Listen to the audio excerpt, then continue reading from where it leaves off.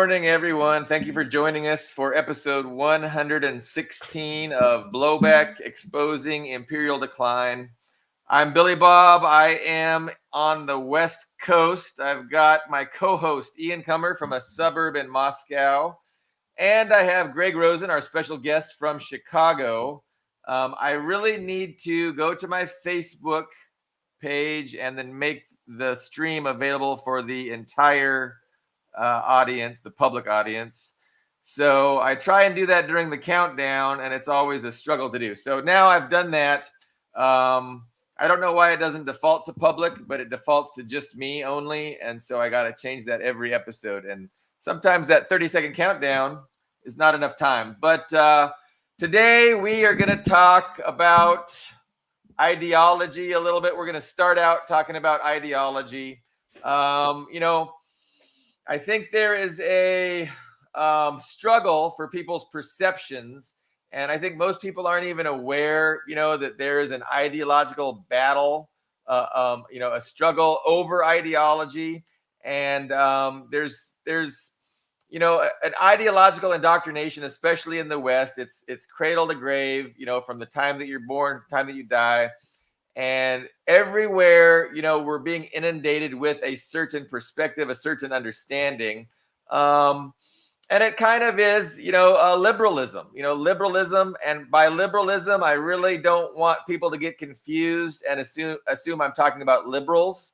I'm talking about liberalism, the big L liberalism, which includes really any ideology that kind of rejects class struggle or ignores the reality of class struggle. So it includes, people that champion the Constitution. It includes conservatives, and it includes the latte sipping, electric car driving liberal Democratic voters. So all these ideologies, paleoconservatism, neoliberalism, regular Democrat liberals, conservatives, libertarians. These are all offshoots of the big L liberalism. And so when we're talking about the big L liberalism, we're talking about the ideology that succeeded feudalism, right? And so there was a liberal revolution, you could call it a capitalist revolution, that overthrew feudalism in various countries, including the United States, including France, including England. And so liberalism was the ideology that overthrew feudalism. So Greg, I know you had a little bit to discuss about the history of liberalism and how liberalism was useful as an ideological tool to overcome feudalism and to progress humanity to a better future. Give me a sec to pull up my stuff. No problem. No problem. So keep talking. So that was so Greg is going to contribute that aspect to the discussion about how liberalism was useful for moving humanity, moving society forward. But now liberalism has kind of it's kind of holding us back, right? So when we talk about okay, I just want to interject. I mean, Sure. Because before you go too far into it, it's just how do you justify such a broad brush, would you say? Because there's definitely at least a couple of groups, wouldn't necessarily agree with you describing them as liberals, but they don't even agree with each other in any way. Like, I don't think a paleoconservative or a libertarian or even a center left type liberal Democrat would agree with being put in the same group. So I guess how would you justify that? Let me give a brief definition. It's a political and moral philosophy based on the rights of the individual, liberty, consent of the governed, political equality, right to private property and equality before the law. So, yeah. So, I mean, isn't that kind of? I mean, I think most, It's most very people. broad. Is Yeah. No, we want it broad. It is broad. It's true. That's. I mean, Right. it's I broad. mean, you have to think of the history. This was supplanting divine right of the king and the, permanent, basically, or as long as the king gave them right of the nobles. So, in the power of the church, this is what it's undoing. It makes sense Yeah. in that, from that angle, to provide for private property to allow new people to enter the ruling class. Right. So, and they wanted it broad. It needed to be broad to incorporate, as broad of a coalition as possible. And who could oppose individual rights? Who could oppose all those things about liberalism which you described? But what's going on? So it was a good progressive movement. It was a good progressive, useful ideology when it supplanted, feudalism, which was a coalition government between the church, right, and the hereditary monarchy. So that system gave way to an improved progressive system, which we've experienced for several hundred years now, and we're seeing the limitations. And from my Marxist perspective, it seems that when we talk about class struggle and how capitalism and the private ownership of the means of production, and producing things for profit kind of divides society. In a capitalist society, it's divided between the political and economic interests of the ownership class versus the political and economic interests of the working class. So this division kind of creates a struggle to control the levers of power. So you have the working class masses on the one hand that have economic and political interests that are in alignment on a lot of things, and they want to control the political power. But you also have the ownership class who in many ways has opposite economic and political interests, struggling against the masses to control the political power. And so this is the class struggle. And so what liberalism is, like my very broad definition of liberalism, it's any ideology that advances an explanation that ignores or refuses to accept that the primacy of class struggle, and how class struggle is the largest driving factor in influencing reality. So what I would There's a argue. myth in liberalism, I think, about class struggle, about class mobility because of universal political rights, property rights, rule of law. But that's an obfuscation. Arguably, Right, yeah. it's, So the liberals, they'll sometimes tacitly agree that there's that there is a class struggle, but they'll say that it's going on, and we don't have a total. So I would argue that what's happened, especially in the West, is a total victory in the class struggle by the ownership class. And so they dominate everything, and they dominate everything to the extent that most people don't even understand there's a struggle to begin with. So they have so fully won the victory, the victory in the class struggle over the working class, that most of the working class is oblivious there was ever even a struggle, and they don't even understand that that's what politics is, right? They think politics is between team blue and team red, and that's politics. No, politics is the struggle between the interests of the masses versus the interests of the wealthy elite. So the argument that there's also an ideological struggle, because the ownership class wants to obfuscate and ignore the reality of class struggle, and so that's why they proliferate liberalism. That's why they focus on liberalism and all these ideas that were very useful to overcome feudalism, but now they're not useful. They're actually counterproductive because they are holding back society. They're holding back humanity from progressing to something better.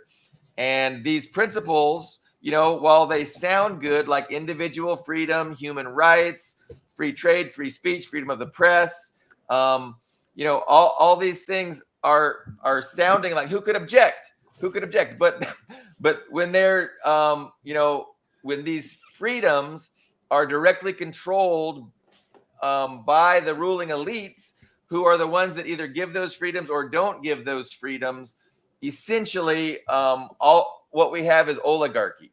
And it's oligarchy with this facade of liberalism. We're a liberal democracy, right? So, and we need to export our liberal democracy to these backwards countries that don't appreciate great liberal democracy, because liberal democracy is good. It's all about freedom.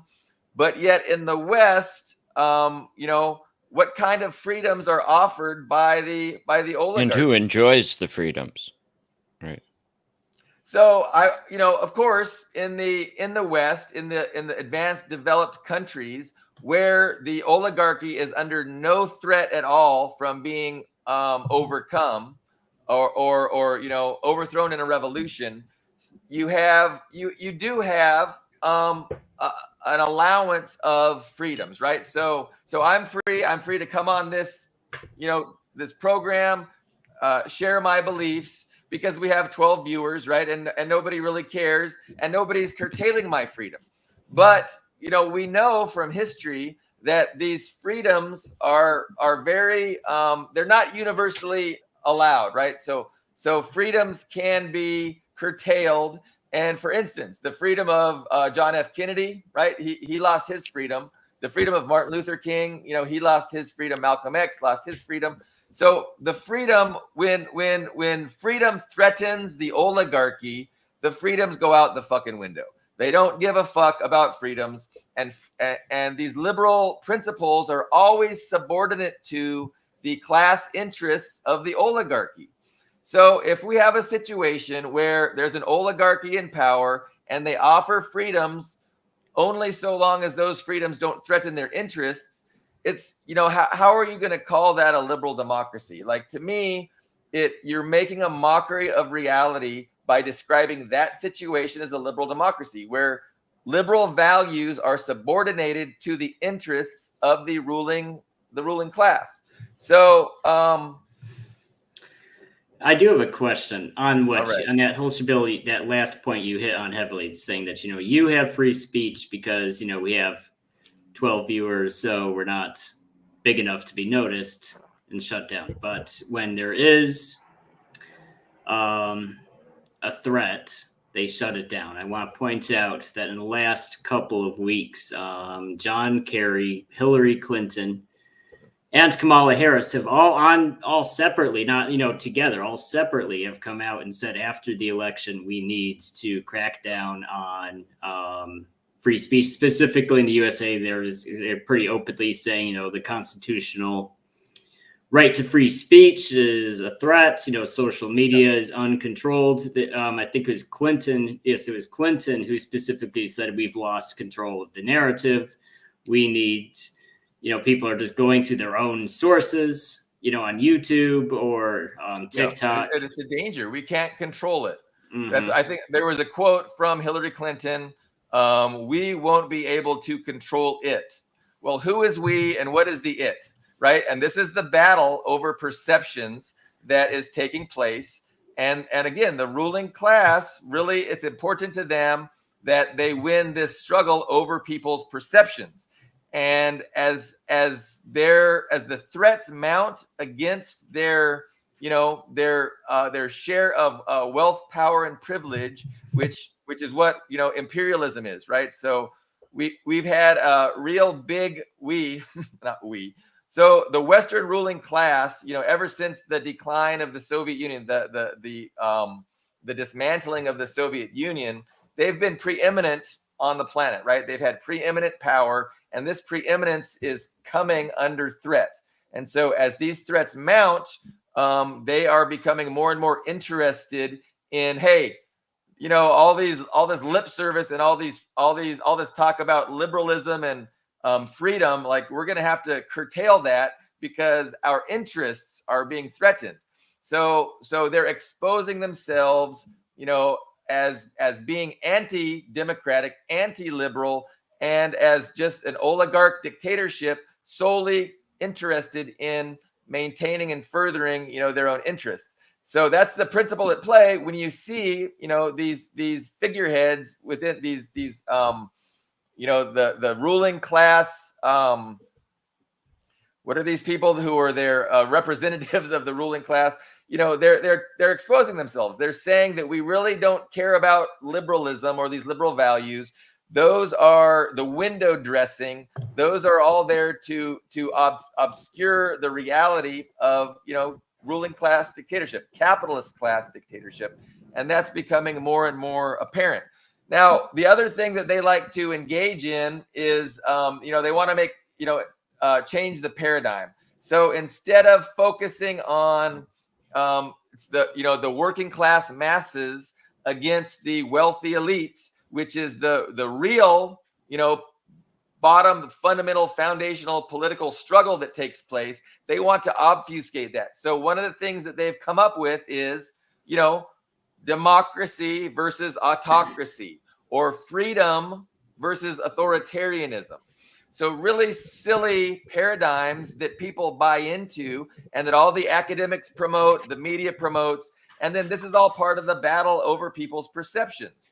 But what we're seeing is that this, freedom versus autocracy, or freedom versus authoritarianism, democracy versus autocracy, these things are useless. These are useless paradigms in understanding what's going on, because again, nobody has been more authoritarian than Western imperialism over the last 70 years.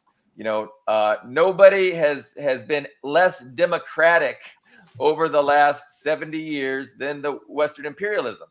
And so the only way that they can get these paradigms to take over people's minds is if they can make people ignorant to the actual historic facts and to the actual behavior that goes on around the world, by the Western imperialists, by the oligarchy.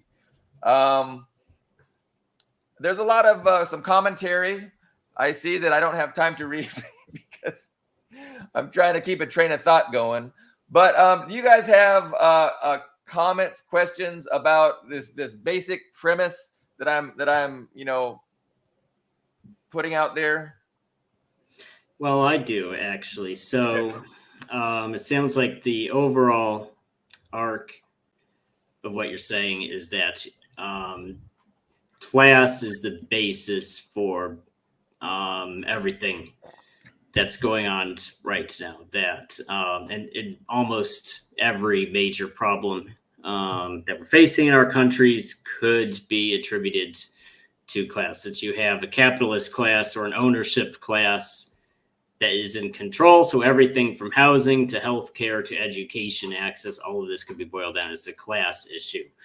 But liberalism is obfuscating it, or even just taking people out. When you say they've won, because people don't even think of it as a class issue. They're distracted by these other paradigms. And there's one. Listening to you, it made me think. There was a meme. Excuse me. There was a meme I saw a couple days. Let me see if I can. I've never actually presented on the show before. Let me see if I can present it.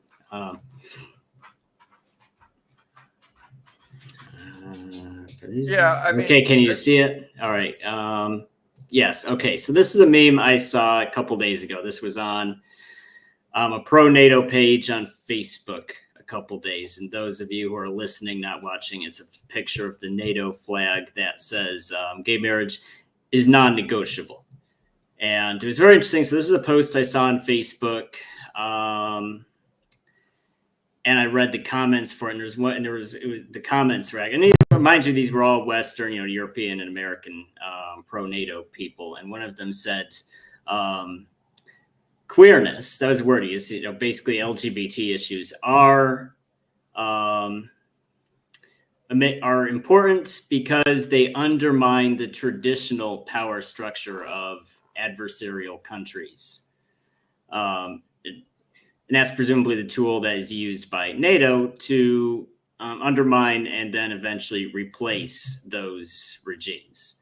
So would you say that's okay, I'm going to stop the screen share now. Okay, so would you say that's an example of what you're talking about? They're not saying, hey, this other country, Russia or Georgia, they're oppressing working class people. That's not even the narrative. They're saying they're oppressing LGBT people, they're oppressing racial minorities, they're oppressing non-Christians or whoever the minority religious group is. Would you say that's an example of what you're talking about? Weaponized liberal issues? So the oligarchy is interested in dividing the masses, right? Dividing the masses, turning them against each other.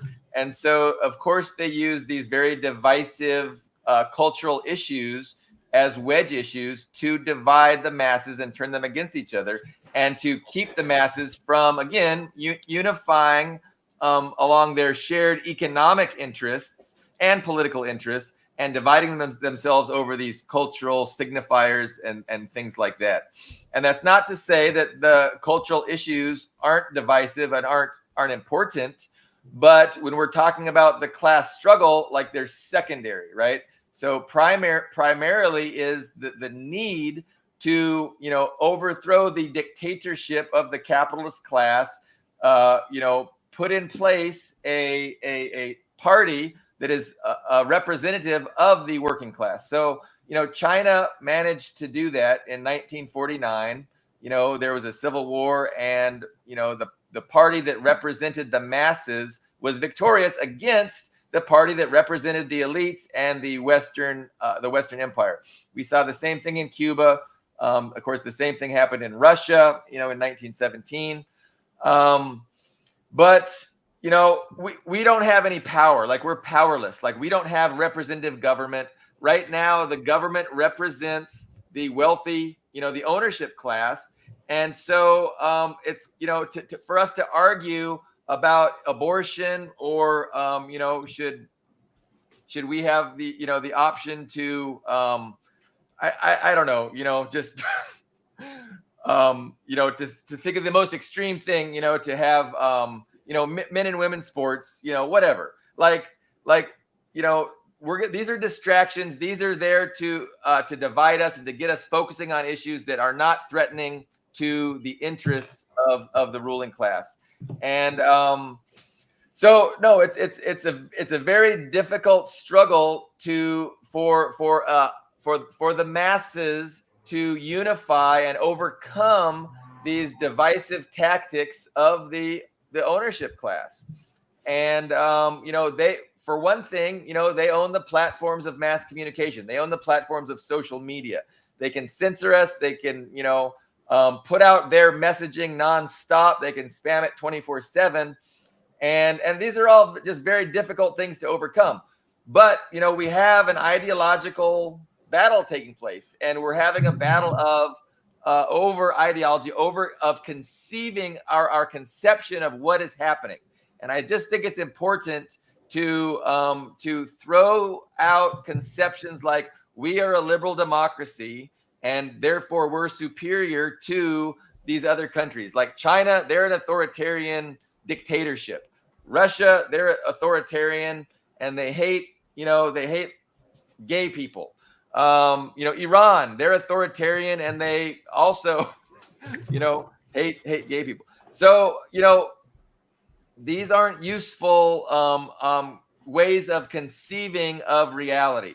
And so I just think that, people need to wake up and understand that the West is not governed by a liberal democracy, because liberal democracy is representative. They do not represent the people. They represent the wealthy elites, and all of the policies that they're pursuing are pursued by their own deliberation of what is in the best interest of the ownership class.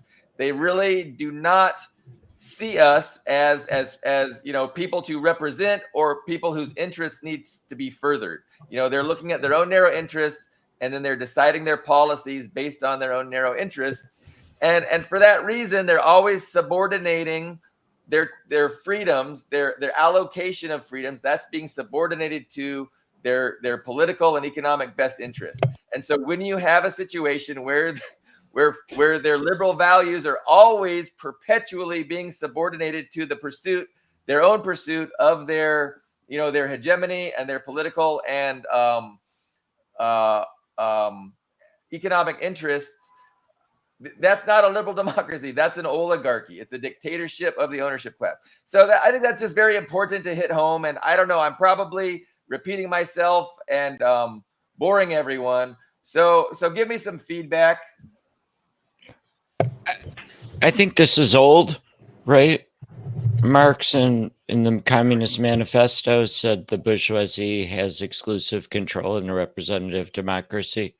1847, he wrote that, I think. No, that's fair. That's fair. I'm late to the party. I mean, it was probably less than a decade ago that I even, began understanding things in this way and embracing, the term communist, and, having enough of an understanding to be comfortable calling myself a communist.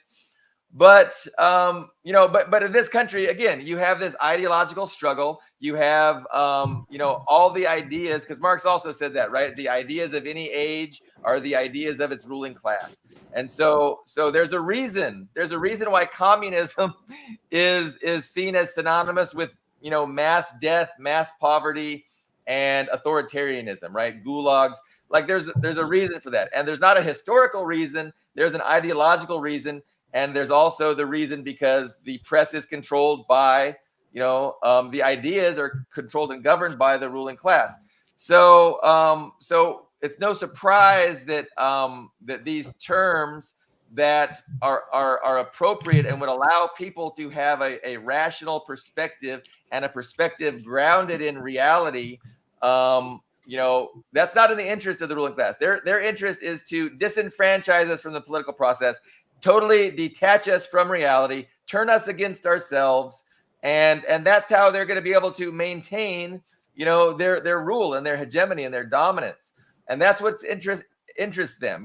They're not interested in progressing humanity. It was the same as the kings and the church. Under feudalism, they had no interest in progressing humanity. They had an interest in maintaining their share of wealth, power, and privilege.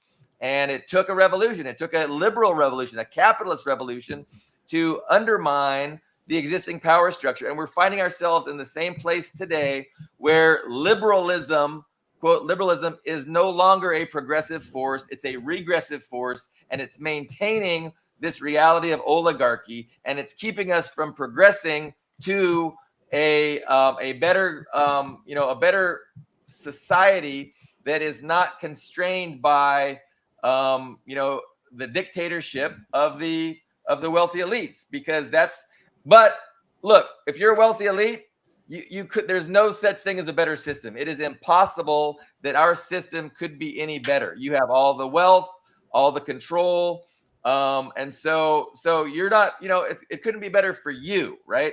So you're going to resist change that might be better for the masses, but that's going to harm your own basic economic and political situation.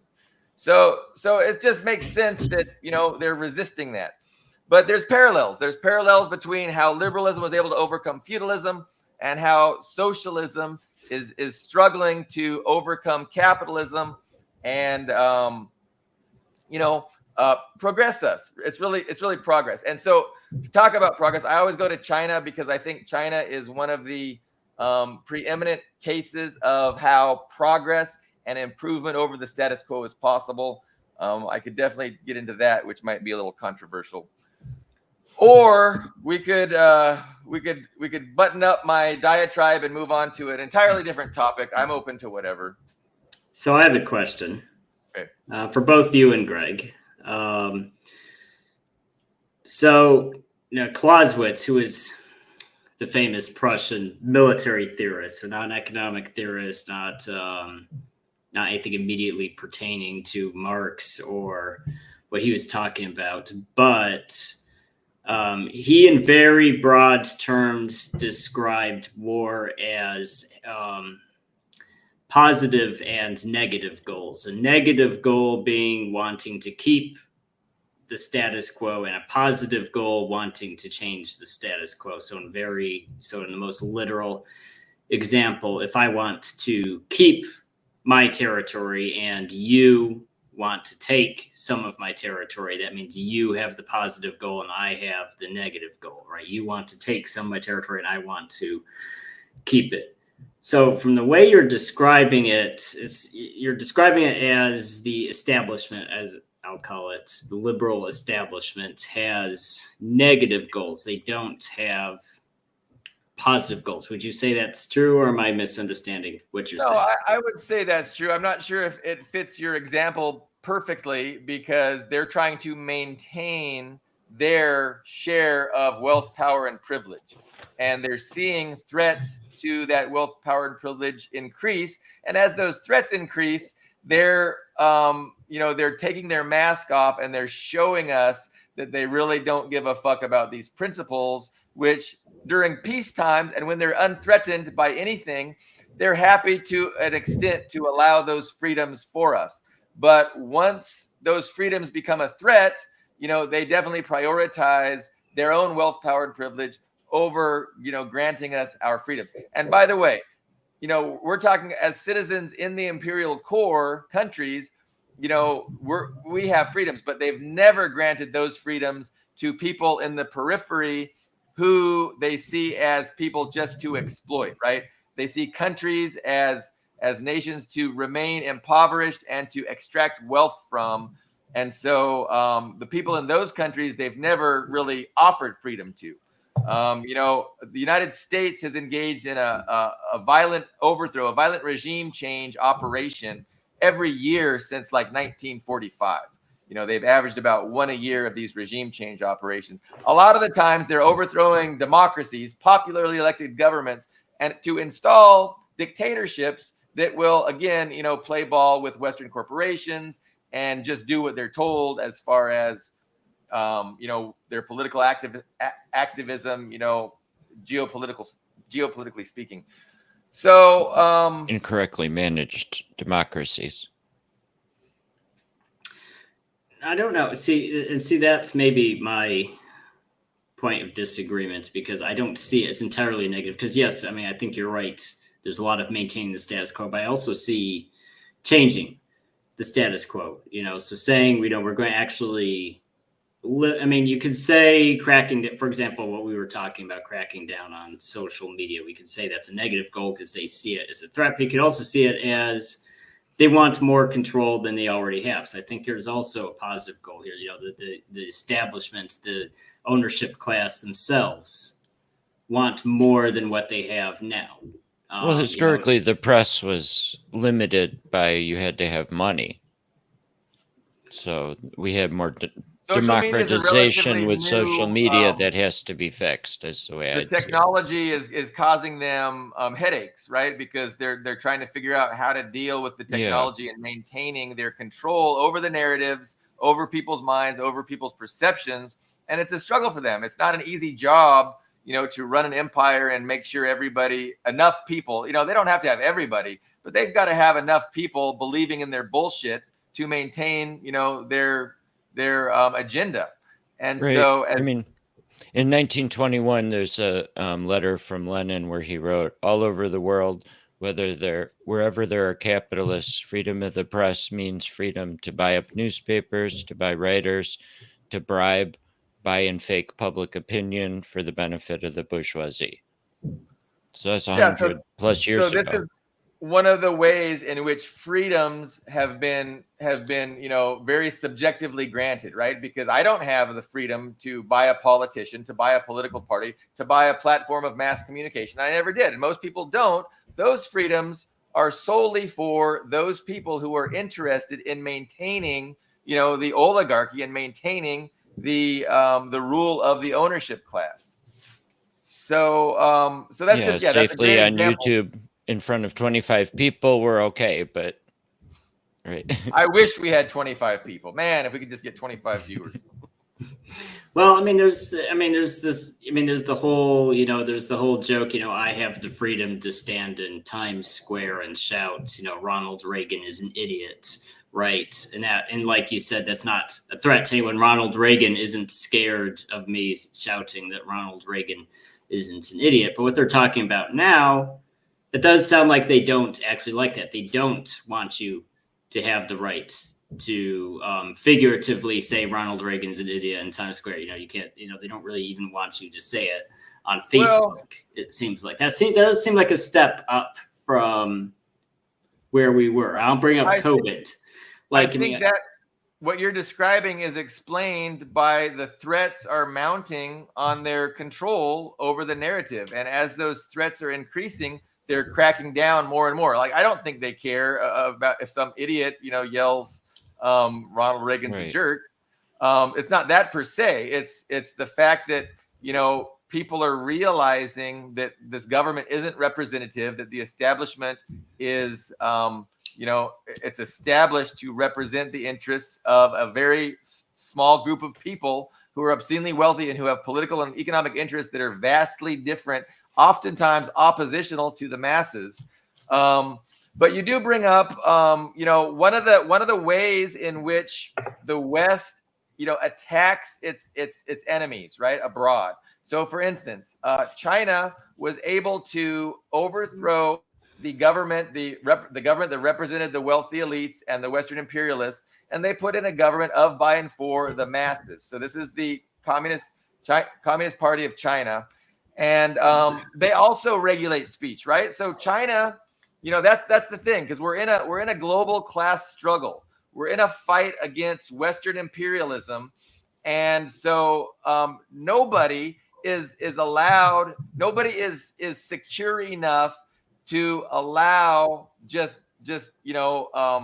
blanket freedoms, right? So freedoms are always regulated by what is true, what is responsible. Even in the West, even during times of no threat whatsoever to the ruling elites, speech is regulated.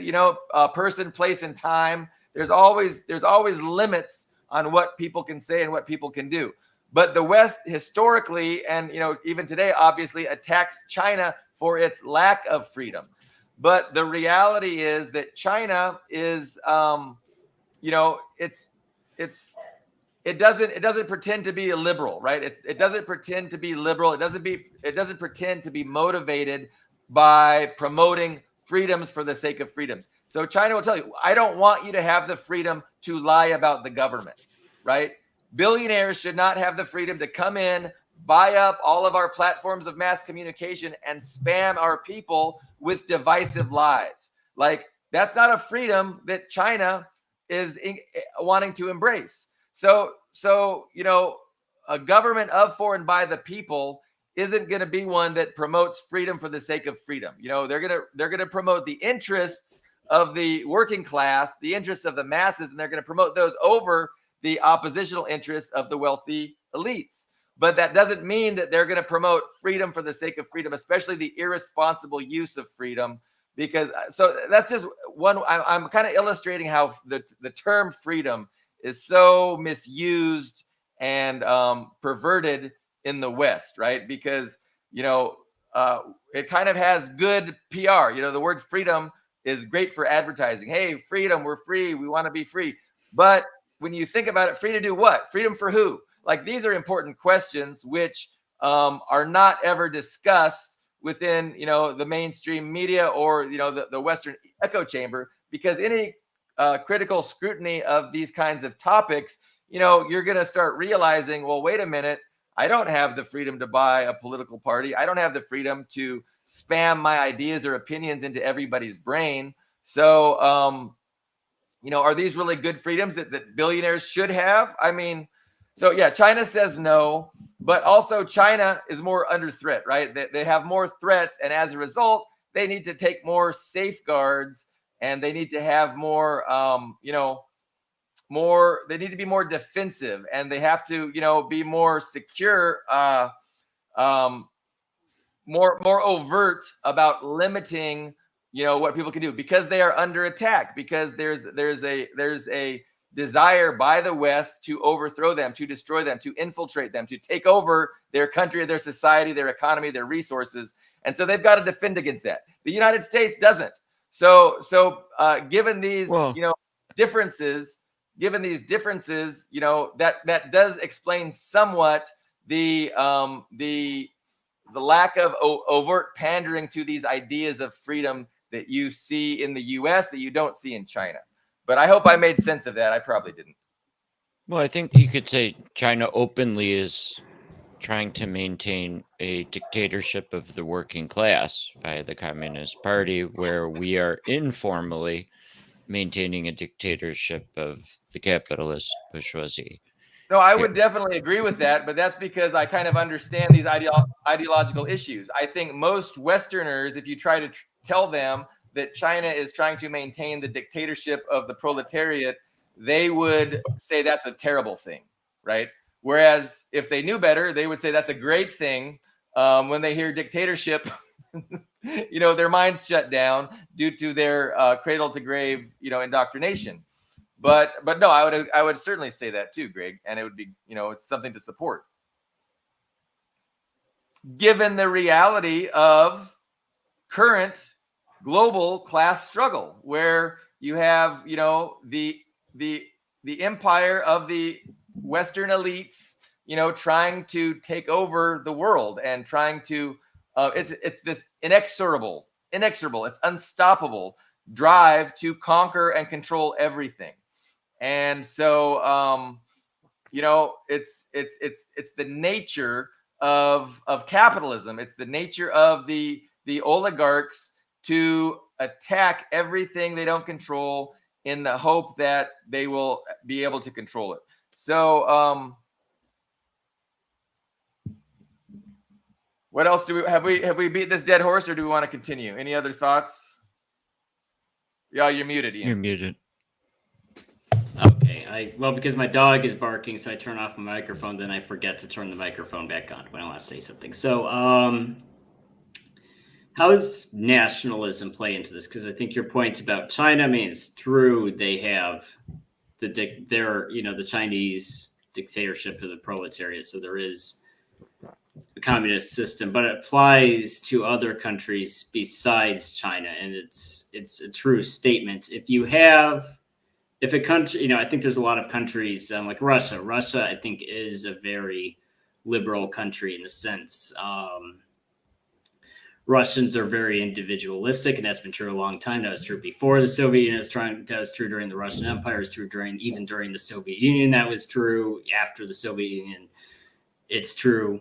So there's this desire that people should have the right to say what they want and do what they want. But there's this problem that Western countries will, as you said, flood their airwaves with propaganda, with enemy propaganda. Even when there's a military conflict, they'll take the other side and flood all of their information spaces with propaganda. And Georgia had that same problem. Georgia recently did that foreign agents law, which I think Georgians are actually kind of similar in a sense. They prefer to have individual freedoms, but they have these laws that do crack down on free speech. You can't take Washington's money and spout their propaganda, even though that's your right for free speech. Every person has the free speech. If I want to spread Washington propaganda, I can. That's my right as an individual. But these countries are saying, no, you have to be regulated. You have to be registered. And we might potentially tell you, no, you can't do that. And if you say certain things, that might even be a criminal offense.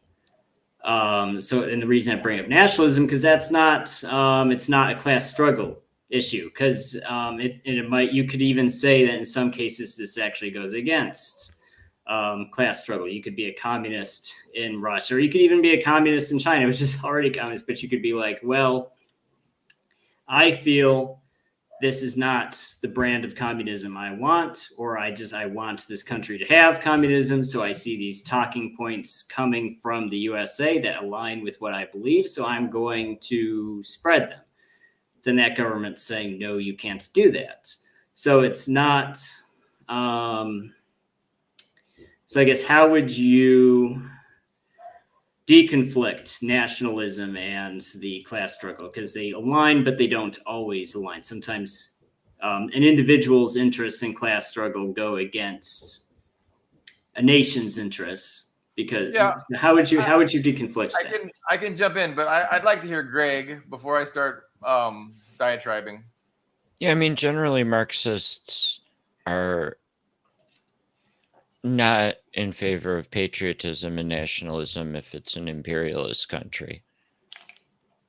I think is because it does cause cross-class alliances that diminish class struggle. So there's two kinds of nationalism. There's the nationalism of the imperialist power, and then there's the nationalism of the oppressed and exploited nation. So, you know, if you were a U.S. nationalist and you think, hey, we're number one, we're going to dominate the planet, we're going to maintain our preeminence, like that's a bad nationalism.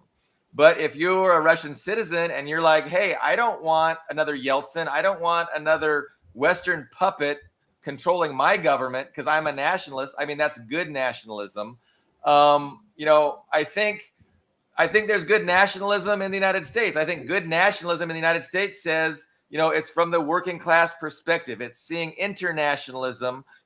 I want the masses of all countries to unite and to work together towards peace and mutual prosperity. There's always going to be issues. There's always going to be problems with borders, problems with economic conflict, etc.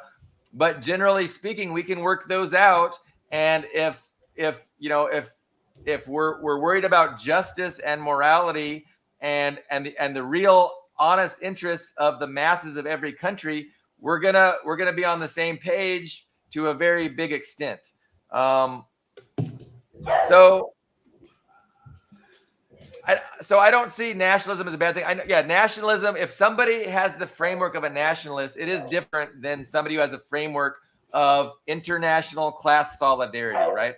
So a nationalist is kind of, he has his blinders on. He's got these imaginary borders that don't really exist except in people's minds and in maps and things. And they're like saying, I only care about what happens to people within these imaginary borders. To me, that's a little bit limiting. I mean, obviously, that's how humanity is currently comprised. It's nation states. That's the reality of how human society has evolved. So, what's the biggest target of oppression right now? Americans or people here expressing solidarity with the Palestinians' national struggle for liberation. Right, that's internationalism. That's a good point. So I mean, so internationalism, I think, is appropriate. Nationalism, if you have this idea that like it's fuck everybody else, we want to exploit, we want to control and conquer, and I only care about the best interests of people within these imaginary borders, like that's a bad nationalism. That's the nationalism of the Nazis, right? Who wanted just to expand their nation, and their great ethnicity. But the good nationalism is going to say, hey, we have solidarity with people who are trying to fight for justice, fight for their rights, fight for a representative government.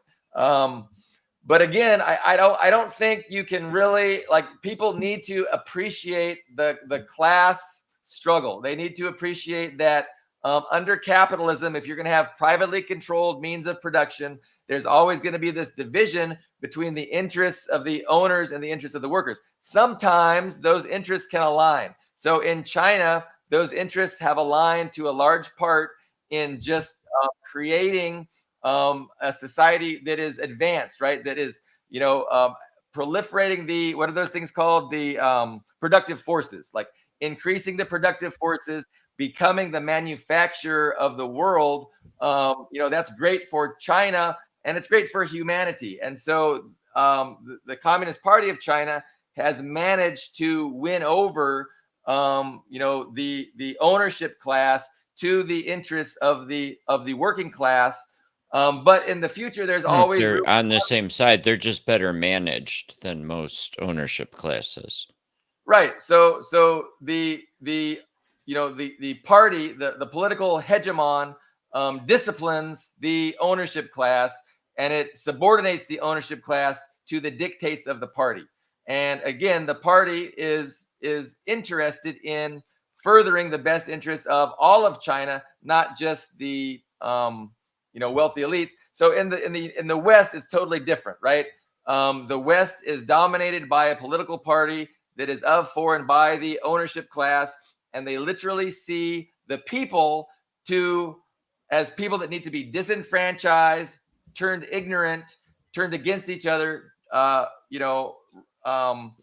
divided and set at each other's throats, so they don't interfere with the governing of the the ownership class. As the ownership class gets into these very difficult times ahead, where they are really being threatened by these outside forces, rising China, rising Russia, rising Iran. So these are real serious threats to the hegemony of the West. And so they're not at all concerned with improving the system, especially in a way that's going to see their own share of wealth, power, and privilege decline. They're not about to do that. So they're going to be fighting. They're going to be willing to kill and die to maintain their share of wealth, power, and privilege that's being threatened right now.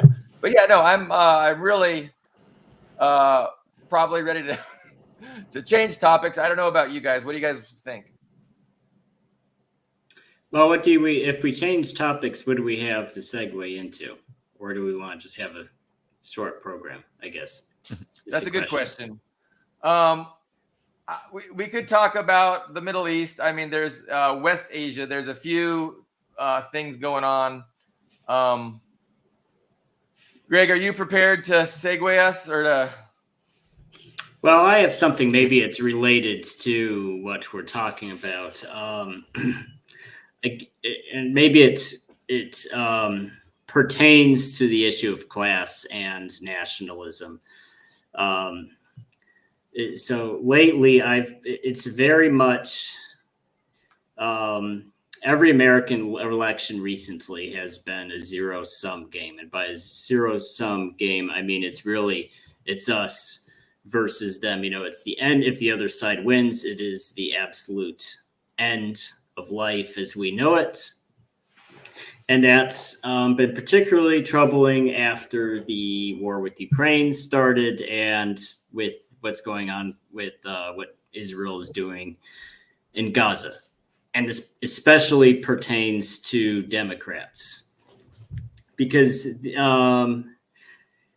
Republican systems, any kind of electoral system, especially I would say the American system, you have the power to vote, but your power to not vote is actually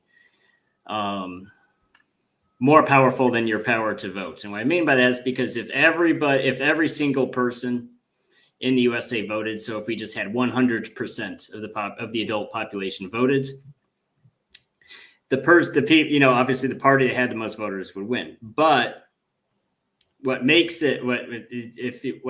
is that doesn't happen because there's a certain percentage of people who don't vote.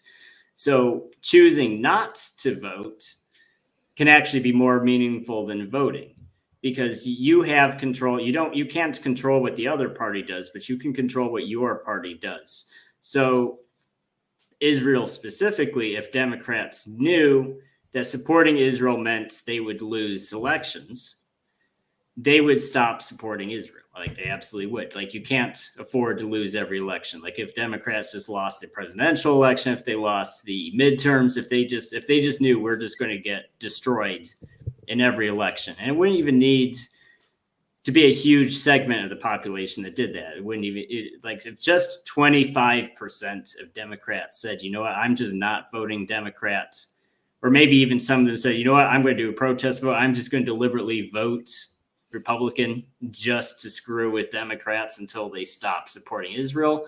Democrats would stop supporting Israel within 2 years. Like, it doesn't matter how powerful the Israeli lobby is. Like, I know on this show, I talk a lot about, I think Israel has the most powerful lobby. They have a really outsized influence, but they're not omnipotent. If Democrats were just getting destroyed in every single election, they would stop supporting Israel. Wouldn't be worth it. Just be like, we have, but they don't do that. And the reason they don't do that, and I see all these memes, I see all these posts on social media, like, and it's very interesting because they acknowledge, most of them are pro-Palestine posts, and they acknowledge, yes, Israel is carrying out a genocide, but Trump would be worse. It's literally to say, because Trump would also genocide all of the gay people, all the LGBT and the trans people. And it's, well, one, it's a false argument because there's no evidence that anybody, I mean, no one in the USA is being genocided. It's a straw man argument. Trump never said that. Is just no evidence for that. And what it is an excuse. They just want, it is vote blue, no matter who. They're always going to vote for it. There's no deal breaker for them, and that's why I think the democratic system in the USA is really broken, because if there's no deal breaker, there's not really a point in having an election to begin with. If there's nothing that can make you stop supporting your party, then why even have the choice at all if it's always going to be yes? So I think that's really on display right now, and specifically to Gaza. I don't know what either of you have to say about that. What's your thoughts on that? As we were saying, it's a dictatorship of a small group, and there's no choice available on Israel. Yeah, and the group divides themselves into two parties. Ostensibly, for PR purposes, they've divided themselves to give us the illusion of choice. But on all the major issues, there's not really a choice. For a lot of the major issues. I mean, I know Trump says he's going to help with Ukraine, but will he even be able to? Like, right. JFK tried to do some things and they didn't let him do anything. So ultimately, they control their system and they sell it to us with certain ideological trappings, right? Oh, it's a liberal democracy. You have a choice. And there's such a big difference between the two parties. It's like, who do you want? I mean, Trump and Kamala, they're so totally different. So it's all just a fucking hoax. Well, and with Trump and Russia, they're rolling out, Russiagate chapter, I don't know what, this week, right? With Trump's been an agent since 1977 and talking to Putin on the phone regularly since he's out of office.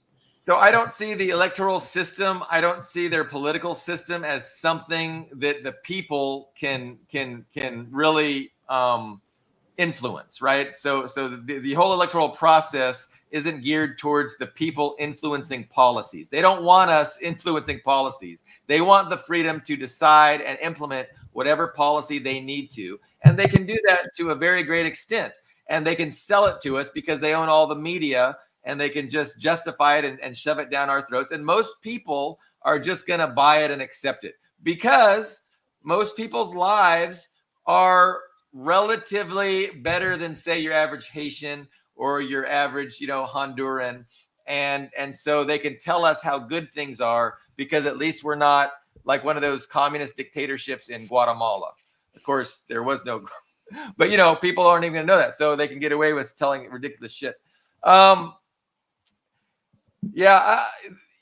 lot of people intuitively understand that voting makes no difference, and that's why a lot of people don't vote. They just intuit that it's a waste of time. Like, why would I spend my time? I would much rather play my computer game or watch this Netflix series, hang out with my friends. Like, my life is, and they're totally disconnected from any political system, because they intuitively understand that they have no control over the political system, and they kind of trust that their lives are not going to be impacted by these political decisions. But that trust that might come to an end soon, right? If gas prices do quadruple, due to a war with Iran, people might not have that luxury of trusting that the ruling establishment, they might be genociding everybody, but that's all happening over there and it doesn't affect me. I don't even need to know. In fact, I'd rather not know, because you know what? I don't even think I have the capacity to know. There's so many people talking to me and telling me what's going on. I'm just going to tune out and focus on my immediate interests. And that's what a lot of people have been able to do for generations and generations. And I don't know, that time might be coming to an end, relatively soon. We'll see. But it's one of the reasons why I'm happy to have a platform, even if it's temporarily, to try and explain, so people that do start wanting to clue in might be able to, get a decent explanation instead of, oh, it's the immigrants, it's their fault, But well, it's maybe my issue with that. But what you just said is that, I mean, we can say there's no choice, but there is a choice, and I see individuals choosing. Yes, I see these very pro-Palestine people saying, well, I know there's a genocide, but I'm still choosing blue. And what that means is they're prioritizing that loyalty to the Democratic Party over everything up to and including a genocide. So well, it's usually fear of Trump. Right. And so it's, as you said, this attachment to largely Democrats. artificial fear of Trump, because as you said, they trump up they trump up the fear of Trump, that, he's an enemy agent. He's working with Russia. He's going to give them the nuclear launch codes. He's going to, there's going to be Russian paratroopers in Washington the day after the election. It's going to, there's going to be camps for minorities. Yes, there's going to be camps for minorities and gays. They're basically manufacturing stuff that doesn't even make sense if you thought about it critically for more than 2 seconds. But there is... and we had 4 years of him, so he's not... Yeah, I mean, there were no camps. I don't remember. Right. I don't know about you guys, but I don't remember the camps for minorities. He was president. So I don't know. How do we... how would you... maybe in your own words, how would either of you or both of you deconflict, because there is disinformation, right? There is absolutely disinformation. How would you, and people believe disinformation up to, so that they'll actually vote based on that disinformation. What can be done about that? Realistically. Greg, I always have something to say, but I don't want to monopolize. I mean, so no, the whole point of this show and the topic is to talk about the ideological war that's taking place. And so that ideological war is vast, and it has many different, avenues that we can go down. So you're talking about this ideological war. So, the ruling establishment has kind of divided itself into two parties, and these parties really conflict with each other, and each one really wants to run things. And they each have, the backing of different factions within this capitalist class. And so what we see is this real internal class struggle between various factions within the ruling class. And a lot of people are deceived and think that is what politics is. Whereas, politics is overthrowing their dictatorship and implementing our own dictatorship of the working class. A lot of people are fooled into seeing this internal class struggle within the ruling class, within the ownership class, as what politics is. And so they take a side. Oh, I like this faction of the ruling class better than I like this faction of the ruling class. Most people don't. But of course, there's all kinds of disinformation because different factions of the different ruling class own different media outlets. They have their different narratives. So, the conservatives have their different narratives than the liberals, right? And they're at each other's throats and they're fighting. But, they are both, owned and controlled by the ownership class, at least factions within. And so for me, I think people need to be grounded in this reality that neither one of those groups benefits you, and they are manufacturing these fake, or maybe they're not manufacturing fake, maybe they're just focusing on these cultural issues in order to ignore the more important issues that actually threaten their interests. So they're more than happy to have everybody fighting over gays and immigrants. In the old days, it used to be, Bible too. We would fight over religion.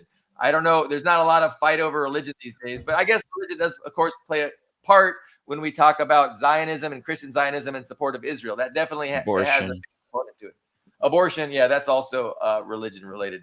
But these are the issues they want us focusing on, because ultimately these issues do not threaten their political or economic interests. And so if they can keep divided along those interests, along those issues, they're happy with that.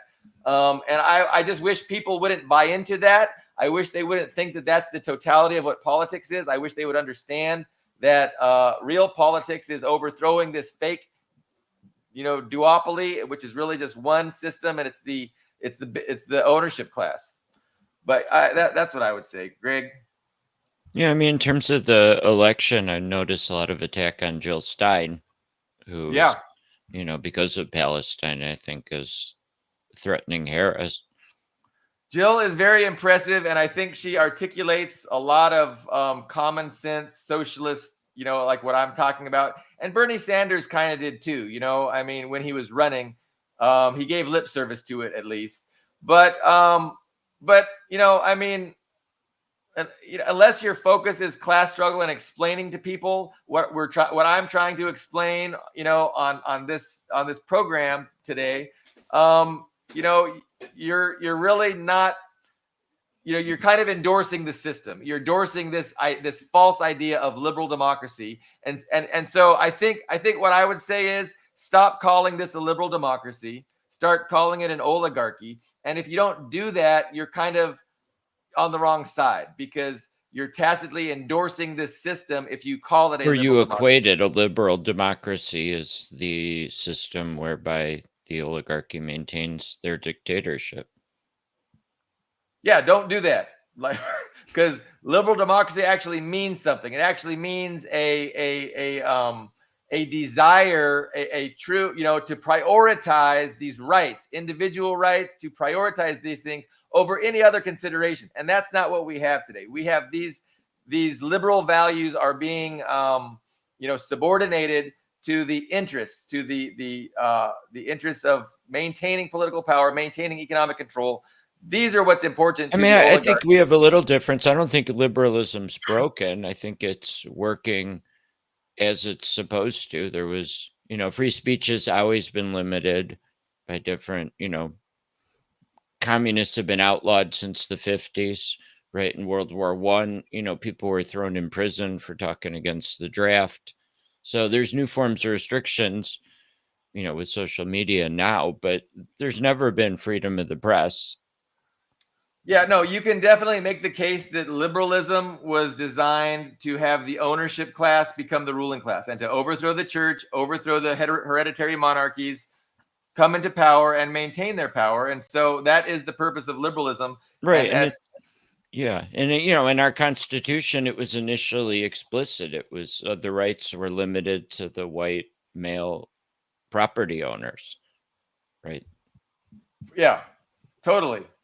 We've seen reforms, right? We saw reforms of the civil rights, right, in the 60s, 50s, and 60s. The civil rights movement successfully created some reforms that made people's lives better. But ultimately, I would, you can't reform oligarchy. You can't.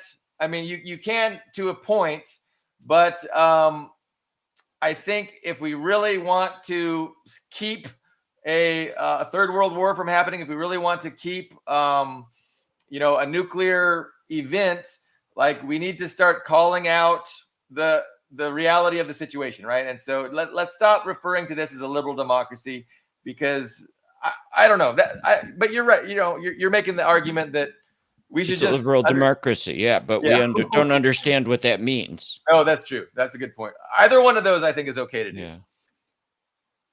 Yeah. Did we want to get into what were I know before the program we talked about a few things going on with the Middle East. I know, Greg, you had mentioned interesting talk by Scott Ritter yesterday, saying that it's possible Iran actually has nuclear weapons seems to right believe now, they have them, which is interesting speculation. And then there was one other thing you brought up about the Middle East. Or Yeah, I don't know Wesley? if you can put up that article I shared. I can't share my Okay. screen. I have a permissions issue I have to fix, but Yeah, let me try and do that for us. Present. this was in Al Mayadeen, which is Hezbollah affiliated media. That was a nice, yeah. So most recent American mandate might very well be the last for the entity. So okay, so what do you see happening? So okay, so let's use the framework that we just discussed, throughout the show today. So we've got this, Western oligarch class that have formed themselves into a global empire that is under threat. So some of the threats, is Iran and their project, their Middle East project, which is Israel, to control and dominate that part of the world, is becoming, there's a conflict there. So within that context, what is going on with this headline? So the article basically says that Israel is an asset for the U.S. if and when it's successful.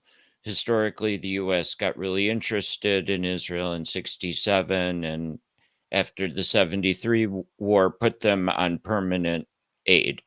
We're giving them money for good. And the author says the attacks on Hezbollah have got us excited again. Like they might be able to be our fighter like they were in 1973 until, October 7th.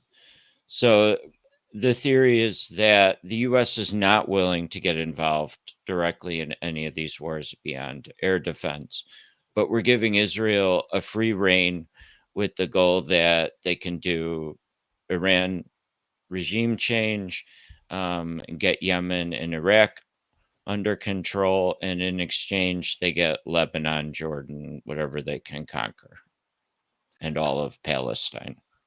So I would say that the Western Empire is not all powerful, right? They're constrained. There are constraints. There are limits to its power, and some of those limits are public perception, right? And so at a certain point, there's things that they feel that if they did, it is not in their best interest due to the public perception and the backlash it would cause. And so maybe they've gotten to that point in Israel where they want to distance themselves from what's about to happen, but they're still supporting it and they're wanting Israel, and they're going to support it, right, with weapons. But they don't. They're not. Well, as you brought up about the oil prices, I think that's a big reason we're not willing to touch war with Iran directly. Yeah, one of the constraining factors is that Iran has the power to force, a global energy crisis, right? They can block the Strait of Hormuz.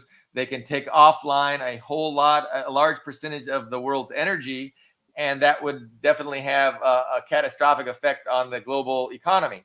So, the U.S. doesn't want to appear responsible for that happening. They don't want it to happen. Going into an election. Yeah, especially going into election. So, so the article is suggesting that the U.S. has made a decision to allow and to kind of facilitate in a way, but also to try and appear not to be a participant, right? So they're continuing to give the weapons to Israel. They're going to give Israel a green light to just go all out and conquer whatever you can, and we're going to give lip service in opposition to it while we actually supply the weapons and not lift a finger to stop you. Yeah, diplomatic protection. And on the other hand, if they fail, our support will begin to be withdrawn.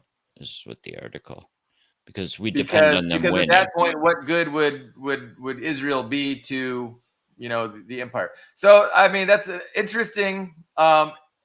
It'll be interesting to see if it plays out like that. Like if that's what's going to happen, what would we see? We would see a large scale Israel attack against a lot of its neighbors, doing more genocide, ethnic cleansing, and land theft, right? Yeah, which is basically and expansion of their war to Iraq, I guess, too. Iraq. Yeah. I mean, you mentioned Jordan. Jordan's already kind of a puppet regime, but I didn't mention. Well, if I did, I shouldn't have. I don't think it's not proposed in this article, but it's certainly part of what Israel's talking about. what is expanding? Jordan. Yeah. Yeah. Yeah. I mean, the fascists in Israel think Jordan is about to fall to the Palestinians, so they should get in there first. No, that's interesting. I mean, I hope King And Abdullah it's on their Greater Israel maps. for sure. Yeah, no. So I mean, Zionism is so I don't know why more people don't just equate it to South Africa, because I see all these Zionist talking heads talking about, when Hamas says the end of Israel and we want to destroy Israel, they're talking about the murder of all Jews. But that's just preposterous. They're no more talking about the murder of all Jews than those opposed to apartheid South Africa. We're talking about, the murder of all whites. Like we're talking about ending a regime that's based on ethno supremacy, and to liberalizing how the government works, and allowing equal representation, equal rights, things like that. So the world was able to overthrow the apartheid government in South Africa. We're trying to do that in Israel, and so those people that support Israel are accusing us of being anti-Semitic, Jew murderers, when that's preposterous. You guys are welcome to live there as long as you, don't think that you have the right to control the government and make everyone else except yourselves second-class citizens. As long as you're okay with that, it should be great. What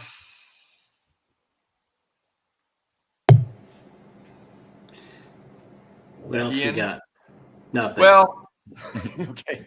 So yeah, no, I feel good about I definitely had an agenda talking about liberalism and how it's just a smokescreen and a facade for oligarchy, or how Greg said liberalism is in effect is oligarchy. I mean, that's what it is. So I think that's a real important perspective that people really should incorporate and to embrace. And I think a lot of the propaganda and the bullshit that's just constantly streamed from the establishment press, you're going to be able to understand that better if, when the term liberal democracy is used, you're just equating that to a rule of by and for the wealthy elites, to the detriment of the masses.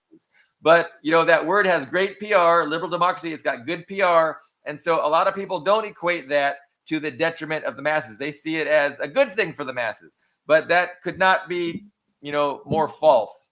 That was the main point I wanted to hit home, and I think we did that maybe too good. So there's been a lot of comments, and I haven't been reading the comments because I've been trying to maintain a train of thought a little bit. So but I do appreciate, and I will read them at some point.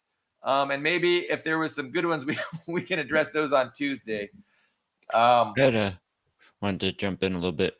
Please. You mentioned about how the U.S. goes around and overthrows democracies when they elect. I mean, I think it's good to point out that not all democracies are managed as well as ours. And, it's countries that have a fuller democracy that we're likely to target, not the managed ones. Once they're a full liberal democracy, the capitalist class has a lock. Yeah. So I think the words I would use to describe that phenomenon is that when democracy is actually working appropriately, and it provides the masses with the ability to influence the policies of the government, that is a threat to the United States, and the United States tries to oppose that. We want these democracies managed very well by the ruling wealthy elite compradors that are put in place to further the interests of the global ruling class. So they do a great job of managing their democracy in Britain, in France, in Germany. Those are very well managed democracies, which we do not want to overthrow. We are very happy with how they manage, their societies. I mean, look at Emmanuel Macron. I mean, could he have managed that any better? No, he's managed it perfectly. Like, the people vote, and he says, "I don't give a fuck." Right. Thumbs You up, hear the Emmanuel, austerity. from the perspective of, the oligarchs here. But yeah, he would be targeted. Like, their government would be targeted if they were actually democratic, if they actually enfranchised the people, allowed them a say in the policies.